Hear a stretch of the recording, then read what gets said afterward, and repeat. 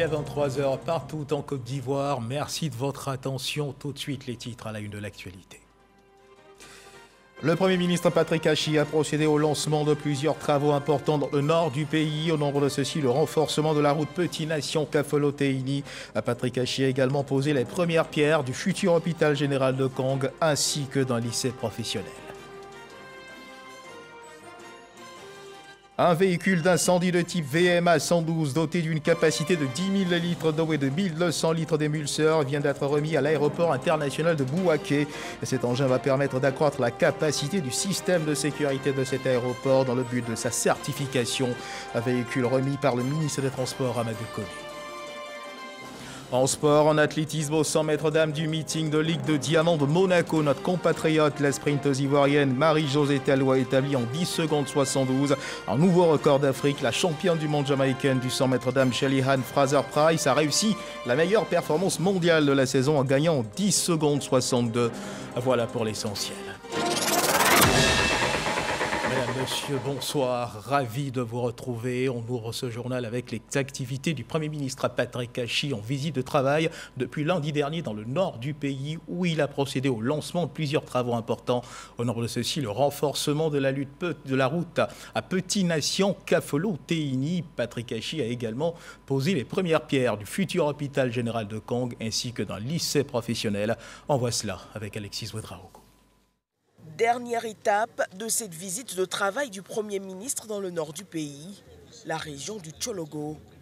Patrick Achi y pose 3 actes, le lancement des travaux de renforcement de l'axe Petit-Nation Kafolo-Teini, puis le lancement couplé des travaux de construction de l'hôpital général et du lycée professionnel de Kong. Tous ces projets, Monsieur le Premier ministre, étaient fortement attendus par les populations. C'est pour cela que je voudrais, au nom de nos populations, vous traduire à vous-même et à toute l'équipe gouvernementale notre infinie gratitude et vous charger par ailleurs de traduire cet élan de cœur à son Excellence M. Alassane Ouattara, président de la République de Côte d'Ivoire. Pour l'équipe gouvernementale engagée autour de ces projets, il s'agit de porter le développement au plus près des populations. Chers parents, il ne sera plus nécessaire de parcourir de nombreuses distances à la recherche des plateaux techniques adéquats pour votre prise en charge sanitaire. L'hôpital général de Kong, qui nous réunit ce jour, est un hôpital de 29 lits, bâti sur une superficie de plus de 1 hectare, comprenant tous les services requis pour un hôpital moderne. Ce lycée accueillera à l'ouverture 500 élèves, mais cet effectif atteindra progressivement 1000 dans les filières suivantes: agroalimentaire, machinisme agricole, froid et climatisation. De nouvelles filières compléteront cette liste en vue de tenir compte des spécificités de la région. Ce sont entre autres l'élevage moderne et la production de lait, les énergies renouvelables, l'informatique et la digitalisation des services. Et l'État ne compte pas s'arrêter en si bon chemin, conformément aux exigences du président de la République.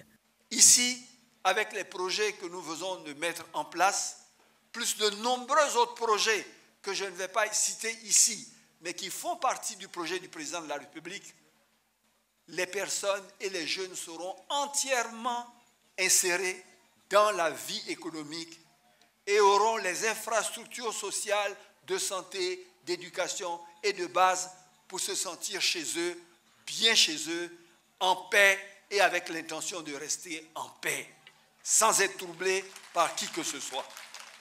La visite du chef du gouvernement dans les régions du Kabadougou, du Poro et du Tchologo a refermé ses portes ce mercredi. Et toujours dans le nord du pays, à l'étape de Siné-Matiali, le chef du gouvernement Patrick Achi a lancé 2 importants chantiers, l'aménagement et le bitumage de 13 km de la voirie urbaine, de la construction du lycée d'excellence de jeunes filles de Siné-Matiali. Les travaux de cet établissement ouvrent la chaîne de construction de 14 nouveaux lycées d'excellence pour jeunes filles dans le cadre de la réforme de l'école ivoirienne. Ici, à Abidjan, le président de l'Assemblée nationale, Adama Bictogo, s'est rendu ce jeudi à la HABG, la Haute Autorité pour la Bonne Gouvernance, où il a échangé avec le président de l'institution, Ngolo Coulibaly. Les 2 personnalités ont exprimé leur vision commune à œuvrer pour le bien-être des populations. Le résumé de cette rencontre avec Moussa Konate. La Haute Autorité pour la Bonne Gouvernance assure la mise en œuvre des politiques de prévention et de lutte contre la corruption. Elle s'occupe également du processus de déclaration de patrimoine. L'institution dirigée par Ngolo Coulibaly reçoit la visite du président de l'Assemblée nationale. Nous avons pu faire un tour des questions qui nous intéressent, qui intéressent la nation. En tout cas, tous ensemble, nous avons conscience qu'un gros effort doit être fait par la nation pour restaurer la cohésion sociale. Le président de l'Assemblée l'a démontré suffisamment lors de son élection en faisant campagne auprès de toutes les formations politiques représentées à l'Assemblée. Je crois que nous devons comprendre que faire la politique, c'est éventuellement ne pas être d'accord sur certaines idées, mais cela ne fait pas de nous des ennemis. Des propos du président de l'organe en charge de la stratégie de lutte contre la corruption, bien apprécié par Adama Bictogo.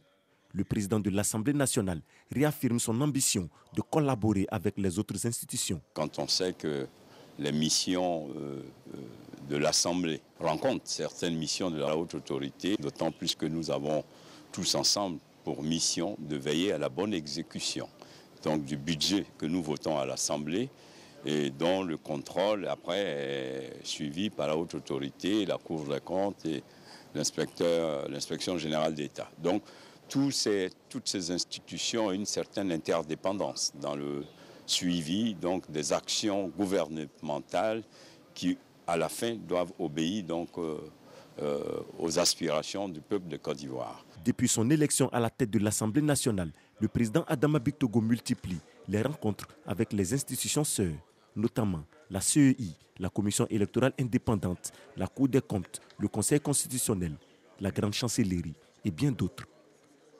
Dans le fil de l'actualité, direction Bouaké, précisément l'aéroport international de la ville, pour suivre ensemble la remise d'un véhicule d'incendie doté d'une capacité de 10 000 litres d'eau et de 1200 litres d'émulseur. Nouvelle acquisition de cet aéroport. Cet engin vise à accroître la capacité du système de sécurité de l'aéroport de Bouaké dans le but de sa certification, ce qui favorisera certainement l'atterrissage de vols internationaux.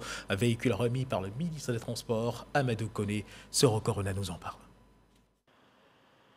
Aéroport international de Bouaké, le véhicule de type VMA 112 du système de sécurité incendie en pleine démonstration d'inspection de feu. Ce nouveau véhicule VMA 112 de dernière génération de sécurité aéroportière de 500 millions de francs CFA est acquis par la Sodexam, société d'exploitation de développement aéroportière aéronautique météo. Cet engin vient accroître la capacité du système de sécurité de l'aéroport de Bouaké dans le but de sa certification. Il s'agit notamment de la dotation de nos personnels à l'intérieur du pays de moyens de mobilité, d'enclencher notamment donc, sur les instructions de Monsieur le ministre des Transports le processus de certification de l'aéroport international de Bouaké. Le ministre des Transports inscrit cet équipement dans la politique de modernisation et de développement des infrastructures du transport aérien. L'enjeu actuel est de faire face aux défis de la certification afin de reprendre les vols internationaux à partir de Bouaké.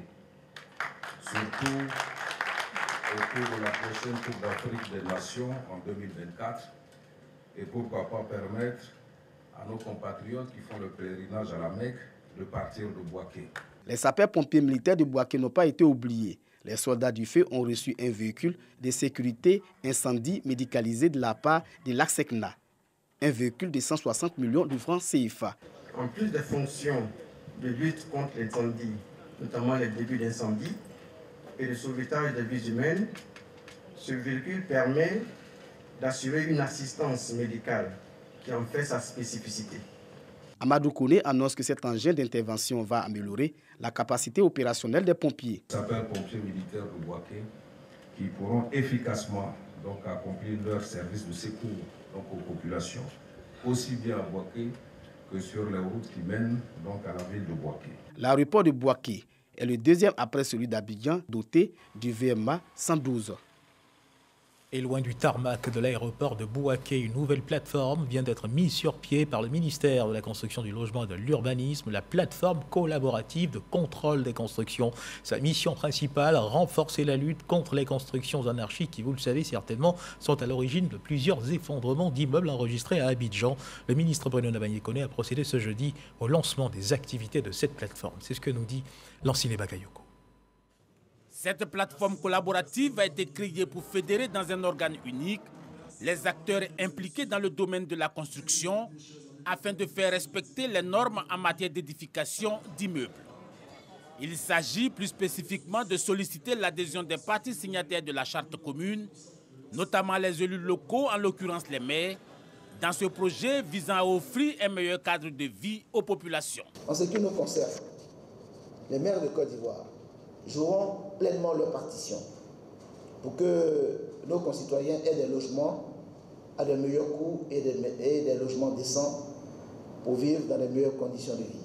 Outre les maires, cette plateforme de contrôle engage également la participation des principaux districts ainsi que le ministère de l'Hydraulique, de l'Assainissement et de la Salubrité.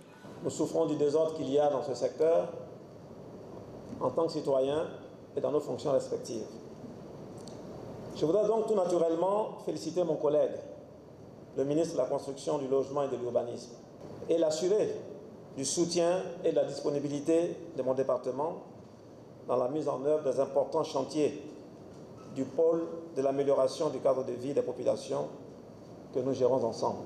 Pour renforcer les contrôles, le ministre Bruno Nabagné-Koné annonce la création de 8 antennes supplémentaires, portant le nombre total à 22.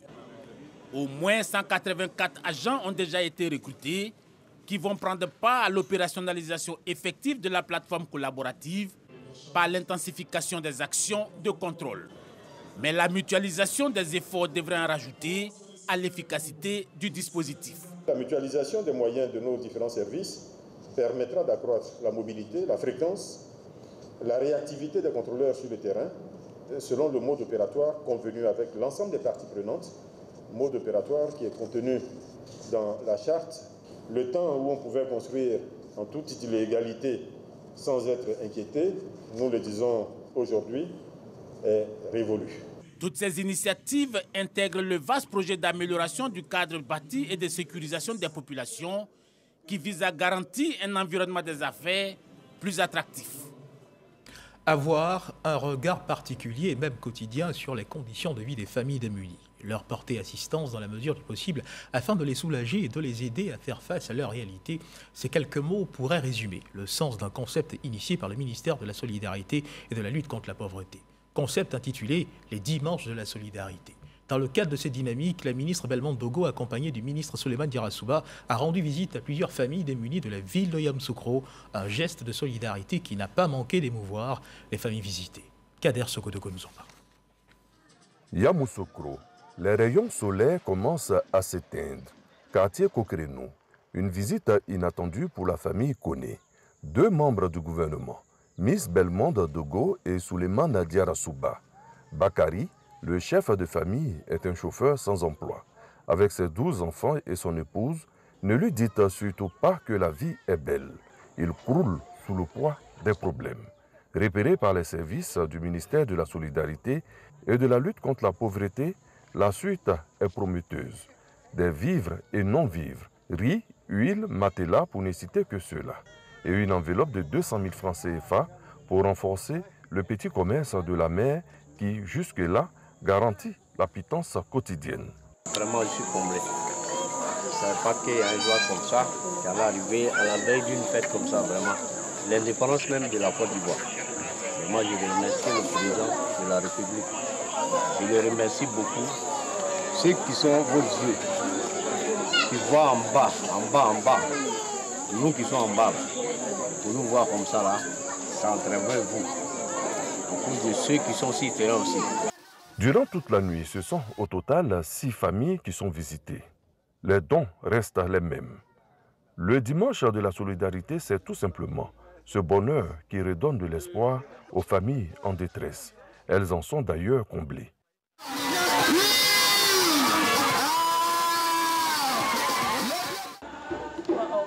beaucoup le président pour le geste qu'il vient de faire. Parce que vraiment, on ne s'attendait pas du tout à ça. C'était vraiment un grand joie. Donc on est à merci.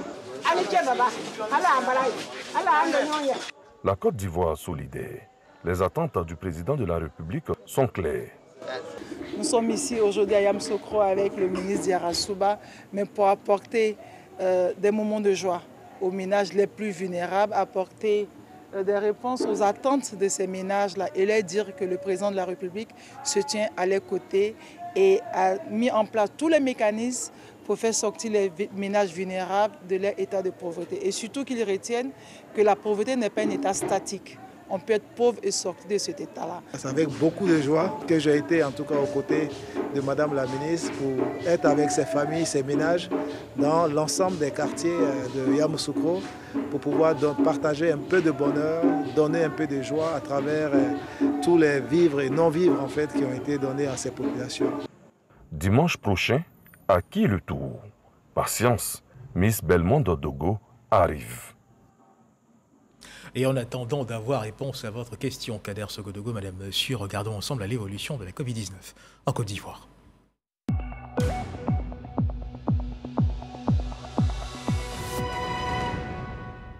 Le ministère de la Santé et de l'Hygiène publique de la couverture maladie universelle a enregistré ce jeudi 11 août 2022 87 nouveaux cas de Covid-19 sur 1156 échantillons prélevés, soit 7,5% de cas positifs, 48 guéris et 2 décès. À la date du 11 août 2022, la Côte d'Ivoire, notre pays, compte donc 85 966 cas confirmés, donc 84 953 personnes guéries, 815 décès et 198 cas actifs.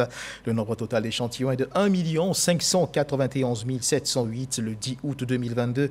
18 477 doses de vaccins ont été administrées, soit un total de 11 498 doses du 1er mars 2021 au 10 août 2022. Le ministre de la Santé et de l'Hygiène publique de la couverture maladie universelle invite toutes les personnes de plus de 12 ans à se faire vacciner dans les centres de vaccination. La vaccination contre la Covid-19, rappelons-le, est gratuite et volontaire. À présent, les conclusions de ce triste scénario que nous offre parfois la vie.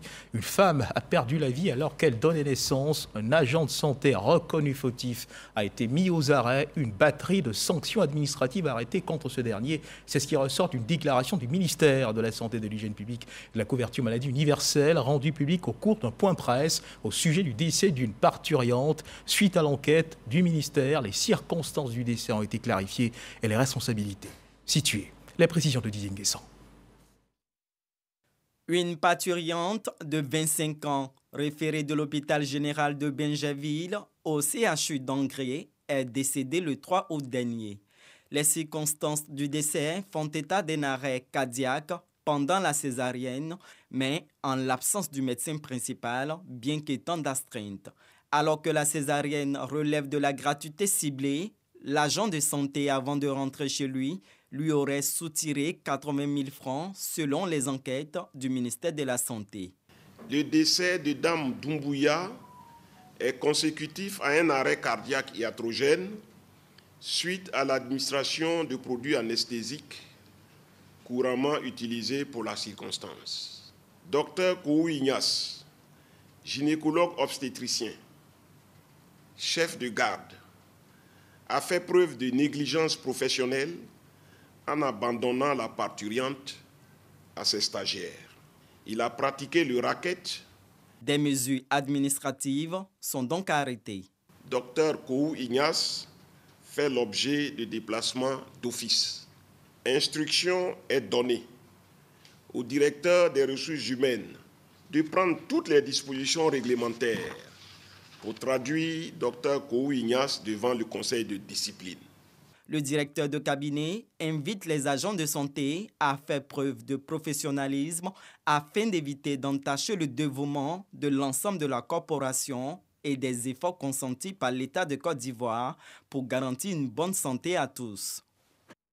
Et dans le fil de l'actualité, ce communiqué qui émane du ministère de l'Emploi et de la Protection sociale. Le ministre de l'Emploi et de la Protection sociale porte à la connaissance des populations vivant en Côte d'Ivoire qu'en application du décret numéro 2011-371 du 4 novembre 2011, modifiant et complétant l'article 2 du décret numéro 96-205 du 7 mars 1996, déterminant la liste et le régime des jours fériés le lundi 15 août 2022, jour de la fête de l'Assomption, est déclaré jour férié et chômé sur toute l'étendue du territoire national.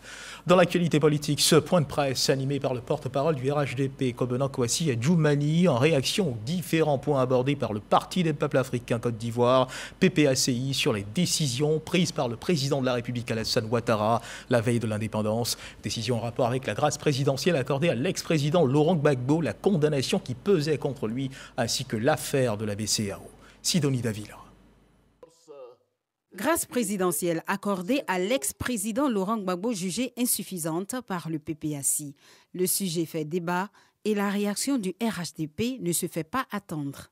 Le RHDP voudrait rappeler que la grâce présidentielle accordée à M.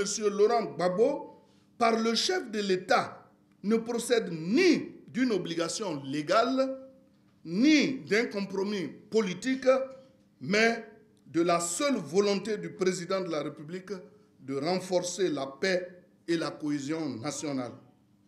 Il est par conséquent difficile de comprendre l'attitude du PPACI qui, au lieu d'exprimer sa gratitude au président de la République pour sa sollicitude à l'égard de M. Laurent Gbagbo, lui brandit plutôt une exigence, celle de faire adopter une loi d'amnistie. Si le PPACI estime que les poursuites contre son leader sont irrégulières, le RHDP en fait une autre lecture.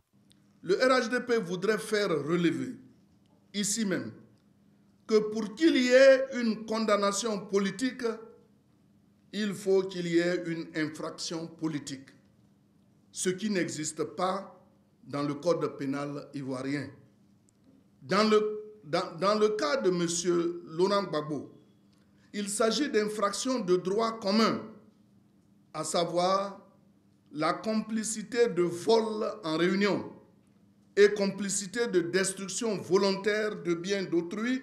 En effet, si la question de l'amnistie figurait au titre des points discutés lors de la phase 5 du dialogue politique, il est important de relever que la prise d'une loi d'amnistie, notamment au profit du président Laurent Gbagbo, de Charles Blé Goudé et de quelques militaires que ce soit, ne fait guère partie des conclusions du dialogue, encore moins des recommandations qui en sont issues. Et cela est vérifiable en consultant le document rendu public signé par toutes les parties prenantes à l'issue des travaux du dialogue politique. Le porte-parole du Rassemblement des oufouettistes pour la démocratie et la paix félicite le président de la République, Alassane Ouattara, pour toutes les décisions prises à la faveur de la célébration du 62e anniversaire d'indépendance. Le RHDP rappelle que l'ensemble des mesures prises par le chef de l'État pour la consolidation de la paix et de la cohésion nationale sont reconnues au plan national et international. Ainsi, l'Organisation des Nations Unies, ONU, à travers le Haut Commissariat pour les réfugiés, HCR, a déclaré depuis le 30 juin 2022 la fin du statut de réfugié ivoirien. Au total, le RHDP voudrait exprimer sa très haute admiration au président de la République et saluer son esprit patriotique, sa grandeur d'âme et son sens très aigu de l'État. Le RHDP rassure de son soutien au président de la République dans sa quête d'une Côte d'Ivoire réconciliée et en appelle au sens de la responsabilité de l'ensemble de la classe politique.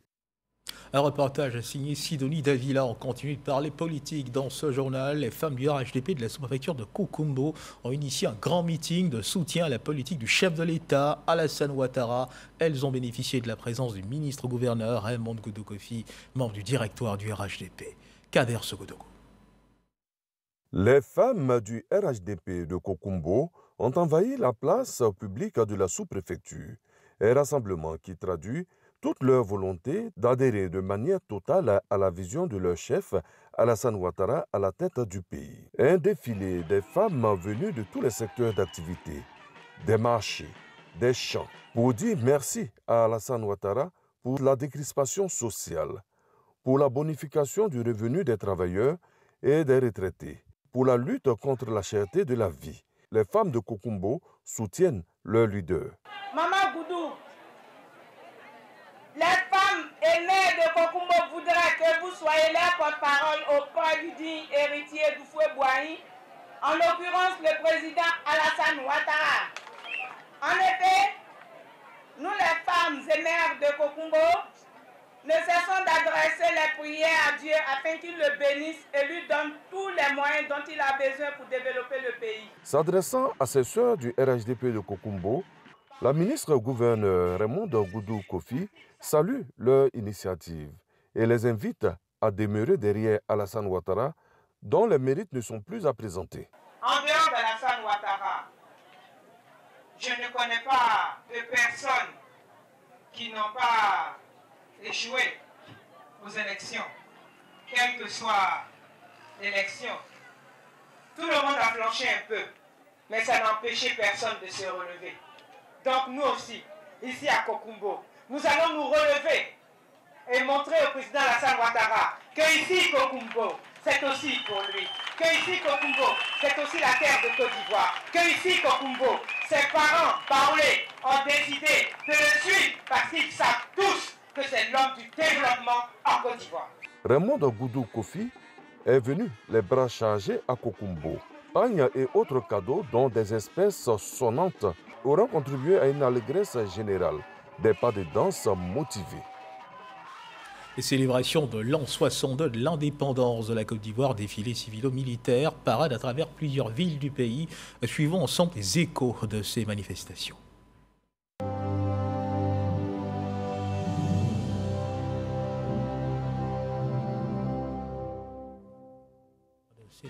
À l'instar des autres localités du pays, la sous-préfecture de Danoa a commémoré le 62e anniversaire de l'indépendance de la Côte d'Ivoire. Le sous-préfet Philippe Adopo a invité ses administrés à soutenir les actions de développement engagées par le gouvernement dans la localité. Le sous-préfet qui avait à ses côtés Ludovic Sansan, cadre de la localité, a procédé à la remise de kits scolaires aux meilleurs élèves de la localité.